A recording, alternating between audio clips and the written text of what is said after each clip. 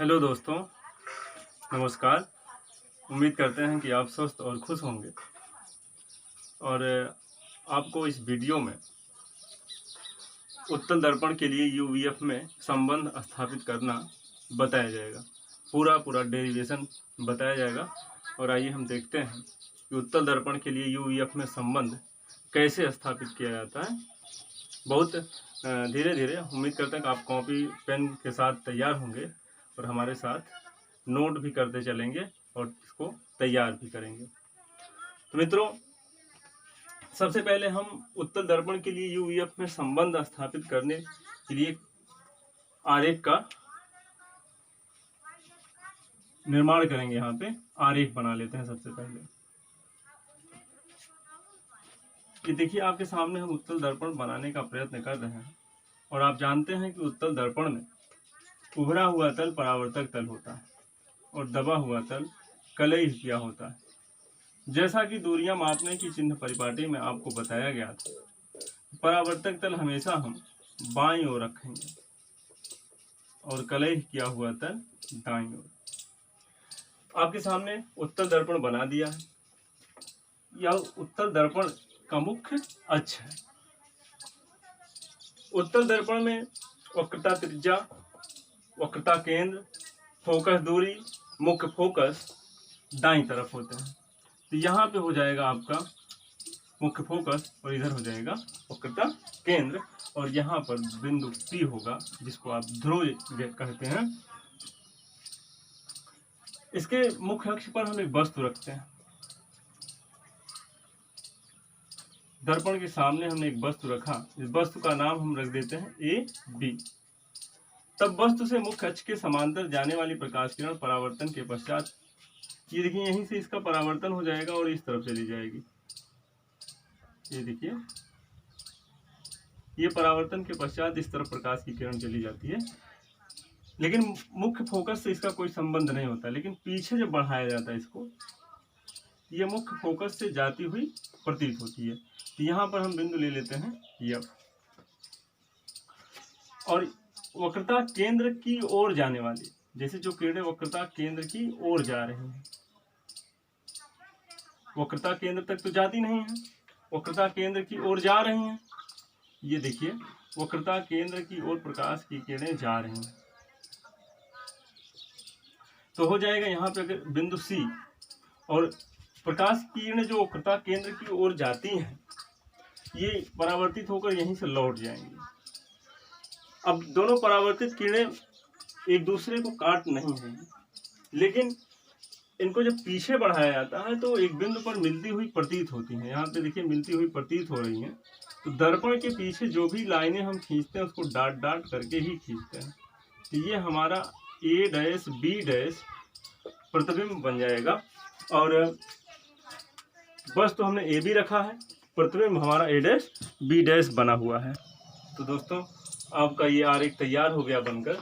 अब हमें क्या करना है उत्तल दर्पण के लिए यूवीएफ में संबंध स्थापित करने के लिए, ये हम धीरे धीरे एक एक बिंदु पर चर्चा करते हुए आपको बताएंगे। तो इसमें देखिए, हम करेंगे क्या शुरुआत में। सबसे पहले हमारा काम है इनमें से दो त्रिभुजों को चुनना है। तो हम कौन कौन सा त्रिभुज लेंगे हम आपको बता रहे हैं। चित्र को हम अभी पूरा बना लिए हैं। हम जिस चित्र के भाग की जरूरत होगी उस भाग को ही दिखाकर आपको निगमन की प्रक्रिया पूरी करेंगे। तो मित्रों, हमें सबसे पहले देखिए, यहाँ पर हम बिंदु F है, हमें चुनना क्या है। यहाँ से देखिए, ABC एक त्रिभुज इतना बड़ा ABC, यानी ABC ये त्रिभुज, और एक त्रिभुज लेना है A', B', C, ये वाला, इतना वाला और एक बड़ा वाला। तो हमें दोनों त्रिभुजों को चुनना है। तो हम त्रिभुजों को जो चुनना है उनको चुना हम कर लेते हैं। तो लिखते हैं यहाँ पे त्रिभुज ABC तथा त्रिभुज A', B', C, त्रिभुज A', B', C में। अब हमने इन दोनों त्रिभुजों को ले लिया। अब इन दोनों त्रिभुजों को हमें समरूप दिखाना है। समरूप दिखाने के लिए समरूपता जो कसौटी है उसको पूरा करना पड़ेगा। तो हम देखते हैं कौन कौन सी कसौटी पूरी होती है। तो दोस्तों आप जानते हैं कि यहाँ पे वस्तु जो रखी जाती है मुख्य अक्ष के लंबवत रखी जाती है और प्रतिबिंब मुख्य अक्ष पर लंब डालकर ही प्राप्त किया जाता है। तो यहाँ पर कोण BAC और इसमें B', A', C दोनों 90 अंश के बन जाते हैं। तो लिखेंगे हम यहाँ पे कोण BAC बराबर है कोण B', A', C के। ये क्यों बराबर है? क्योंकि प्रत्येक कोण 90 अंश का है। अब देखिए, जैसे अगर हम बात करें आपसे इस त्रिभुज में, अगर हम बात करें इस त्रिभुज के बारे में, तो आप कहेंगे ये कोण है। एक त्रिभुज ABC लिया और उसमें एक कोण C लिया हमने, फिर एक यहाँ से एक रेखा खींच देते हैं तो एक त्रिभुज और बन जाता है। जब बड़ा वाला त्रिभुज था तो ये कोण उसमें भी था और इस छोटे वाले त्रिभुज में भी कोण आ जाता है। ये कोण दोनों त्रिभुजों में आता है। अगर दोनों त्रिभुजों में आता है तो इसको हम उभयनिष्ठ नाम दे देते हैं। तो कह लेंगे हम बड़े वाले में ACB और छोटे वाले में A', बड़े वाले में क्या कहेंगे ACB और छोटे वाले में A', तो हो जाएगा यहाँ पे कोण ACB बराबर है कोण A', के। क्यों बराबर है? ये उभयनिष्ठ है, उभयनिष्ठ। दोस्तों अब हमने बड़े वाले त्रिभुज और छोटे वाले त्रिभुजों में दो कोण बराबर दिखाया और दो कोण अगर बराबर दिखा लिए हम तो तीसरा कोण स्वतः बराबर हो जाता है। और जब दो त्रिभुजों में तीन कोण आपस में बराबर हो, तीनों कोण आपस में बराबर हो, तो ऐसे त्रिभुज समरूप होते हैं। तो हो जाएगा त्रिभुज ABC समरूप त्रिभुज A', के। कौन सी क्राइटेरिया लगी है? हमने दो कोणों को दिखाया है, तीसरा कोण हमने नहीं दिखाया। दिखाएंगे तो एक स्टेप इसमें और पुनः जब किया जाएगा तो एक स्टेप और हो जाएगा, तो दो लाइन अनायास बढ़ जाएगा। तो यहाँ पे हो जाएगा AA समरूपता कसौटी से। तो AA समरूपता कसौटी को हमने लगा दिया और दोनों त्रिभुज समरूप हो गए। जब दोनों त्रिभुज समरूप हो जाते हैं, अब क्या होगा? जब दो त्रिभुज समरूप होते हैं तो उनकी संगत भुजाएं आनुपातिक होती हैं। मित्रों ध्यान देंगे आप, ये मोस्ट इंपॉर्टेंट प्रमेय का नाम ले रहे हैं हम। जब दो त्रिभुजों में दो समरूप त्रिभुज होते हैं तो उनकी संगत भुजाएं आनुपातिक होती हैं। तो कौन कौन सी भुजाएं संगत होंगी? अब देखिए, जो कोण उभयनिष्ठ है इसके सामने AB आ रहा है बड़े वाले त्रिभुज में, और छोटे वाले त्रिभुज में कोण C के सामने A', B' आ रहा है। तो हो जाएगा AB के संगत A', B'। जैसा कि आप जानते हैं अनुपातिक होती हैं, अनुपात का मतलब होता है भाग बटा, बराबर। आपने 90 अंश दिया था, 90 अंश लिया था, 90 अंश के सामने इसमें BC आ रहा है और इस छोटे वाले त्रिभुज में B', आ रहा है। इसको नहीं लेना है। लेना किसको है? जो तीसरी भुजा बनती है बड़े वाले त्रिभुज में AC बनती है और छोटे वाले त्रिभुज में A', बनती है। बराबर हम लिखेंगे AC बटा A', के। मित्रों आप यहाँ पे लिखेंगे समरूप त्रिभुजों की संगत भुजाएं, समरूप त्रिभुजों की संगत भुजाएं। आपने सुना है कि संगत भुजाएं आनुपातिक होती हैं, आप इसके आगे लिख लेंगे। हमें खाली स्थान की रिक्वायरमेंट है, इसलिए हम इसको पूरा नहीं लिख रहे हैं। आप इसके आगे लिख लेंगे समरूप त्रिभुज की संगत भुजाएं आनुपातिक होती हैं। तो इसको हम समीकरण 1 मान लेते हैं। अब क्या है? अब हम चित्र को फिर से देखेंगे, चित्र का कौन सा भाग लेंगे हम। अब यहाँ पर हम एक बिंदु ले लेते हैं यम, और यहाँ से डाट डाट करके ही खींचेंगे लंब। ये यन हो गया। तो हमने लंब यम यन खींच दिया। अब की बार हमें कौन से त्रिभुजों को, किन दो त्रिभुजों को चुनना है उसको देख लेते हैं। हम मिटा दे रहे हैं इसको। काम पूरा होने पर चित्र हम पुनः बना देंगे। तो हमारे पास त्रिभुज बन जाता है यम यन यफ और B', A', यफ। अब की बार हमको किन दो त्रिभुजों को चुनना है? यम यन यफ B', A', यफ। उम्मीद करते हैं कि आप त्रिभुज चुन लिए होंगे। फिर से एक बार बता रहे हैं, त्रिभुज यम एन एफ और B dash A dash F. तो चुनेंगे हम त्रिभुज यम एन एफ तथा त्रिभुज B dash A dash F में। जैसे आपने एक बार A B C A dash B dash C को लिया था, यही काम हम पुनः कर रहे हैं, यहाँ लिख दे रहे हैं पुनः हमारे दोबारा कर रहे हैं। अब होगा क्या हमारा, इनमें भी देखेंगे, आपने अभी लंब खींचा है, लंब यमन खींचा है, यानी 90 अंश का कोण बन रहा है, और यहाँ पे 90 अंश पहले से बना हुआ है, तो ये कोण 90 अंश का हो जाता है। तो हम दिखाएंगे बड़े वाले त्रिभुज में कोण यम एन एफ, कोण यम एन एफ बराबर है कोण B dash A dash F के, बराबर है कोण B dash A dash F के। क्यों बराबर है? क्योंकि दोनों कोण 90 अंश के हैं। तो यहाँ पे हम लिख देंगे प्रत्येक कोण 90 अंश का है, इसलिए ये दोनों आपस में बराबर हुए हैं। जैसे हमने बड़े वाले त्रिभुज में देखा था कि कोण सी उभयनिष्ठ था, वैसे ही यहाँ पर कोण एफ यानी यम एफ एन बराबर है कोण B dash F A dash के। तो हो जाएगा हमारा कोण यम एफ एन छोटे वाले में B dash F A dash, हो जाएगा B dash F N, sorry B dash F N कह सकते हैं, लेकिन हम छोटे वाले त्रिभुज की बात कर रहे हैं, इसलिए ए डैश लिखेंगे। ये क्यों है? उभयनिष्ठ है, ये उभयनिष्ठ कोण है, ये उभयनिष्ठ कोण हो गया। अब ये दोनों त्रिभुज भी समरूप हो जाते हैं, तो त्रिभुज यम एन एफ समरूप हो जाता है त्रिभुज B dash A dash F के। प्यारे मित्रों, दोनों त्रिभुज समरूप कैसे हुए? डबल ए समरूपता कसौटी से। डबल ए समरूपता कसौटी, डबल ए समरूपता कसौटी से यहाँ पे दोनों त्रिभुज समरूप हुए हैं। अब जब दो त्रिभुज समरूप हो जाते हैं तो उनकी संगत भुजाएं आनुपातिक होती हैं। तो इसमें कौन कौन सी आनुपातिक होंगी, दिखाना किसको किसको है? M N B dash A dash, या कहिए ए डैश बी डैश।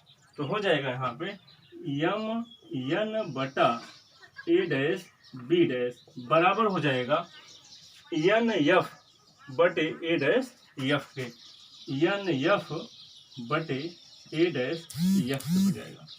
दोस्तों, जैसा कि आप जानते हैं कि अगर हम इस वस्तु ए बी को बिंदु के आकार का रख दें, तो ये जो यम बिंदु है इस पी के अत्यंत मतलब ठीक ऊपर आ जाएगा, और जो ये बिंदु यन है ये सरकता हुआ खिसकता हुआ पी के इस तरफ आ जाएगा।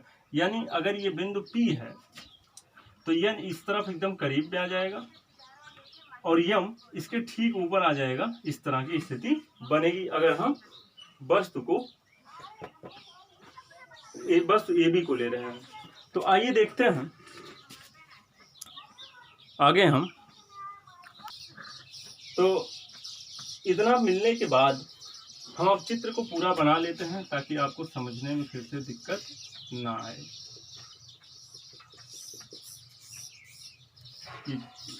डांट करके सी तक गया था। आप समझ गए होंगे कि अगर हम कह दें कि जो बिंदु यन है, सीधा सीधा कह दें बिंदु यन पी के अति निकटस्थ है, बहुत करीब में है, तो आप समझ जाएंगे क्यों निकट में है। तो यहाँ पे लिखेंगे चूंकि बिंदु यन ध्रुव पी के अति निकटस्थ है, अति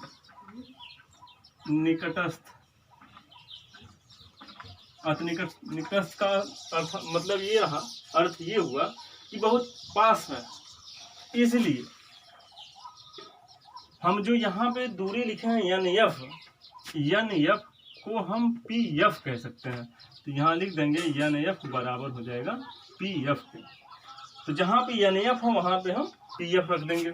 इसलिए यम एन बटे A dash B dash, M N बटे ए डैश बी डैश बराबर हो जाएगा एन एफ के स्थान पर पी एफ। देखिए एन एफ के स्थान पर हमने पी एफ रख दिया वहाँ पे, अब हो जाएगा बटे A dash B, sorry A dash F. दोस्तों आपको पता है कि दो समांतर रेखाओं के बीच की जो लंबवत दूरी होती है प्रत्येक बिंदु पर समान होती है। तो यहाँ पे देख रहे होंगे आप कि जो बीएम है, बीएम ये मुख्य अक्ष के समांतर जाने वाली लाइन है, ये मुख्य अक्ष है इसके समांतर जाने वाली लाइन है। तो इसके बीच की लंबवत दूरी यहाँ पे जो ए बी है यम एन के बराबर होगी। तो हम कह लेंगे यहाँ पे चूंकि बी ए या A B sorry B M समांतर है किसके, ए एन के या ए पी के। तो हम यहाँ पे ए एन लिख दे रहे हैं, इसलिए तो हो जाएगा यम एन बटे ए डैश बी डैश बराबर हो जाएगा। अब आपका जो यहाँ पे सॉरी एक मिनट मिस हुआ माइंड से हमारे, समांतर है इसलिए जो ये भी है ये बराबर हो जाएगा किसके, यम एन के। तो जहाँ पे यम एन है वहाँ पे हम ए बी लिख सकते हैं, तो इसलिए हम लिख दे रहे हैं यहाँ पे यम एन के स्थान पर ए बी और बटे में ए डैश बी डैश बराबर हो जाएगा पी एफ बटे ए डैश एफ। प्यारे दोस्तों ये समीकरण नंबर 2 हो जाता है। अगर इस पूरे डेरिवेशन में आपको कहीं मस्तिष्क का यूज होना है, आपके मस्तिष्क का यूज होना है, तो बस ये दो बिंदु हैं, एक बिंदु हमारा ये बन जाता है और दूसरा बिंदु ये बन जाता है। इन दो बिंदुओं को अगर आप ध्यान से समझ लें तो ये पूरा डेरिवेशन समझ में आ जाएगा, आपको अच्छे से समझ में आ जाएगा। तो मित्रों समीकरण हमारा 1 और 2 बन गया। अब समीकरण 1 और 2 में हमें ध्यान से देख करके कुछ निकाल लेना, कुछ समझ लेना है। जब हम समीकरण 1 व 2 को देखेंगे, यहाँ पे देखिए समीकरण 1 व 2 को जब हम देखेंगे तो हमें कुछ मिलेगा। मिलेगा क्या, समीकरण 1 में समीकरण 2 में बाएं पक्ष बराबर है। जब समीकरण 1 व 2 में बाएं पक्ष बराबर है तो दाएं पक्ष भी आपस में बराबर होंगे। तो यहाँ पे लिखेंगे समीकरण 1 व 2 से, समीकरण 1 व 2 से तो होगा क्या, ए सी बटा ए डैश सी, ए सी बटा ए डैश सी बराबर पी एफ बटे ए डैश एफ। प्यारे दोस्तों आपको दूरियां मापने की चिन्ह परिपाटी बताई गई है। दूरियां मापने की जो चिन्ह परिपाटी बताई गई है उसमें बताया गया आपको कि समस्त दूरियां दर्पण के ध्रुव से मापी जाती हैं। तो दर्पण के ध्रुव से मापने के लिए आपको सेट करना पड़ेगा, जिसे यहाँ पे लिखा हुआ ए सी, इसमें कहीं ध्रुव पी का नाम नहीं है। ए डैश सी लिखा हुआ है, इसमें ध्रुव पी का नाम नहीं है। आपको मिलेगा पी एफ, इसमें पी है, इसको ऐसे ही रहने देना होगा। और ए डैश एफ में देख रहे हैं इसमें भी पी नहीं है। तो समस्त दूरियां दर्पण के ध्रुव से मापी जाती हैं, इसलिए सभी मापों को हमें ध्रुव के साथ ही सेट करना है। तो आइए देखते हैं ए सी कितना हो रहा है। ए यहाँ है, सी यहाँ पर है। अब देखिए ध्रुव पी में बीच में आ रहा है, तो हो जाएगा इतना प्लस इतना बराबर इतना। देखें फिर से, इतना प्लस इतना बराबर हो जाएगा इतना। तो हम यहाँ ए सी के स्थान पे लिखेंगे A P plus P C, A P plus P C या सी पी कहिए, एक ही बात है। नीचे लिखा है ए dash C, A dash C, जैसा कि हम आपको बता दिए हैं इसके पहले वीडियो ने अवतल दर्पण के लिए यूवीएफ में संबंध जो बताया गया है, यही डेरिवेशन सेम इसी की तरह था। उसमें आपको हमने बताया था कि दूर वाले बिंदु से पी तक जाएंगे, फिर निकट वाले बिंदु से पी तक जाएंगे, दोनों को घटा देंगे। कैसे घटाना है, दूर वाला बिंदु सी, यहाँ पे देखिए ए डैश सी लिखा हुआ है, तो सी दूर है, पी से दूर है, तो सी से जाएंगे पी तक, हो जाएगा सी पी माइनस निकट वाला क्या है ए डैश है, तो ए डैश पी घटा देंगे। सोचना कुछ नहीं है, इसमें बहुत आसान है। बराबर पी एफ को ऐसे ही रहने देना है बटे A dash F. A dash F देखिए, ए डैश एफ, ए डैश यहाँ पर है, एफ यहाँ पर है, तो दूर वाले बिंदु से हम कहाँ जाएंगे, पी पे जाएंगे, और ए डैश वाले बिंदु से पी पे जाएंगे, दोनों का अंतर लिखेंगे, हो जाएगा एफ पी या पी एफ हम करेंगे एफ पी माइनस ए डैश पी दोस्तों यहाँ PF लिखा है, यहाँ FP लिखा है, इसका कोई मतलब नहीं है, दोनों एक जैसे हैं, दोनों में कोई अंतर नहीं है। अब क्या है, हमें पता है वस्तु की दूरी जो ध्रुव से नापी जाएगी तो उसको U से व्यक्त करेंगे। और आपको ये भी बताया गया है कि दर्पण के ध्रुव से बाईं ओर की सभी दूरियां ऋणात्मक और दाईं ओर की सभी दूरियां धनात्मक होती हैं। तो AP जो यहाँ पे लिखा है AP, ये ध्रुव के बाईं ओर है, इसलिए ये दूरी ऋण में लिखी जाएगी। तो AP बराबर हो जाएगा ऋण U वस्तु की दूरी को हम U से व्यक्त करते हैं। ये वस्तु है, ये AP है, इसको हम ऋण U लिखे। अब क्या है, PC लिखा हुआ है। PC वक्रता केंद्र है, ध्रुव से वक्रता केंद्र की जो दूरी होगी ये त्रिज्या होगी, और त्रिज्या दाईं ओर है, धन में होगा, तो हो जाएगा PC बराबर R। कैसा R? Plus R। चिन्ह नहीं लिखेंगे तब भी ठीक है। और नीचे लिखा है CP, लिखना नहीं है, CP PC एक ही चीज है। AP, अब देखिए AP कहाँ पे है, AP पुनः हमने लिखा, सॉरी यहाँ पे कुछ गलत हो रहा है बच्चों। A' का मतलब इतना, यहाँ से जाएंगे P तक CP हो जाएगा, फिर A' P होना चाहिए, यहाँ पे A' P है। तो A' P का मतलब A' P का मतलब प्लस में लिखना है, चूंकि दाईं तरफ है, प्लस V हो जाएगा। प्लस नहीं लगाएंगे तब भी आप समझ जाएंगे कि प्लस V ही लिखा हुआ है। फिर देखिए PF कहीं लिखा नहीं हमने, PF को लिख लेते हैं। PF बराबर हो जाएगा प्लस F में, क्योंकि ये दाईं ओर है, दाईं ओर की समस्त दूरियां धनात्मक, तो F भी धन में रखेंगे। दोस्तों मुझे लगता है कि आप इतना जरूर समझ पाए होंगे जो अभी बताया गया, क्योंकि आपको चिन्ह परिपाटी वाले वीडियो में पूरा अच्छे से समझाया गया था। अब इन्हीं मानों को हमें इसमें रख देना है। चलिए रखते हैं। तो AP के स्थान पर आप ऋण U लिखेंगे, PC के स्थान पे धन R लिखेंगे, बटे में CP या PC एक ही चीज है, R लिखेंगे, ऋण A' P लिखा हुआ है, A' P लिखा है तो V लिखेंगे, क्योंकि ये ऋण पहले से है मित्रों, ये ऋण पहले से है। अब क्या है, बराबर में PF के स्थान पे हम लिखेंगे F, बटे PF के स्थान पर फिर F लिखना होगा, माइनस A' के स्थान पे आपको लिखना है V। दोस्तों अब करना क्या है, हमें तिर्यक गुणा करना है। तो हम तिर्यक गुणा देखते हैं। तिर्यक गुणा कैसे करेंगे, ऋण U से इन दोनों में करेंगे, R से इन दोनों में करेंगे, बराबर करके फिर F से इन दोनों में करेंगे। ऋण U से F में जब गुणा होगा तो ऋण UF, ऋण U से ऋण V में गुणा होगा, धन UV हो जाएगा। और यहाँ पे RF, धन RF हो जाएगा, ऋण धन का गुणा होगा, यहाँ पे धन है, यहाँ ऋण गुणा करेंगे तो RV हो जाएगा, ऋण में RV बराबर। अब इनका गुणा कर लेते हैं, R से F में गुणा होगा तो हो जाएगा RF, फिर R से गुणा हो गया। अब माइनस प्लस का गुणा, यहाँ पे माइनस है, यहाँ पे प्लस का निशान लगा हुआ है, दिख नहीं रहा होगा लेकिन प्लस है यहाँ पे, तो इनका गुणा होगा, माइनस हो जाएगा और हो जाएगा FV। प्यारे दोस्तों फिर ये गुणा हमने कर लिया। अब क्या करना है देखेंगे, इसमें RF प्लस में इस तरफ है, RF प्लस में उस तरफ है, दोनों कैंसिल हो जाएंगे और हमारा बच जाएगा। हम ऊपर देखते हैं, minus UF plus UV minus RV is equal to minus FV। आपको पता है एक चीज और जानते हैं, R बराबर होता है 2F। बताया गया था आपको, बताया क्या गया था, वक्रता त्रिज्या तथा फोकस दूरी में संबंध बताया गया था कि यह बराबर होता है R/2। तो यह बराबर R/2 नहीं, हमें R का मान रखना है, R के स्थान पर हो जाएगा 2F, तो हो जाएगा minus UF plus UV minus, यहाँ हो जाएगा 2FV is equal to minus FV।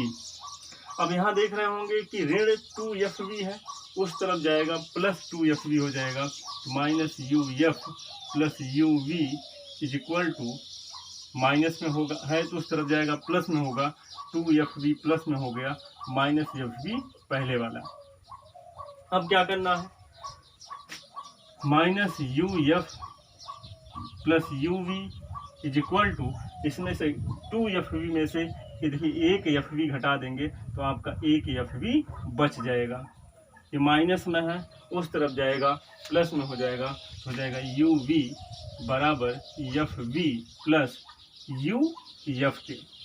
दोस्तों एक चीज़ और ध्यान देना है, दोनों पक्षों में UVF से भाग करेंगे, दोनों पक्षों में UVF से भाग करने पर हमने क्या किया, दोनों पक्षों में UVF से भाग करने की ठान ली है, और आप भी ठान लेंगे UVF से दोनों पक्षों में भाग करने की। तो हो जाएगा UV बटा UVF is equal to FV बटा UVF प्लस UF बटा UVF। हमने क्या किया, दोनों पक्षों में UVF से भाग कर दिया और हो जाता है UV से UV कैंसिल, इस तरफ बचेगा 1/F is equal to F से F कैंसिल होगा, V से V कैंसिल होगा, बचेगा 1/U प्लस UF कैंसिल हो जाएंगे 1/V। प्यारे मित्रों, आपके सामने एक व्यंजक प्राप्त हुआ है, ये UVF में संबंध है। उम्मीद करते हैं कि आपको ये वीडियो बहुत पसंद आएगा और आपके लिए बहुत हेल्पफुल होगा। मित्रों, यदि वीडियो आपको पसंद आया हो तो चैनल को सब्सक्राइब करें और वीडियो को लाइक ज़रूर करें। धन्यवाद। आपको मिलते हैं हम अगले वीडियो में एक नए टॉपिक के साथ।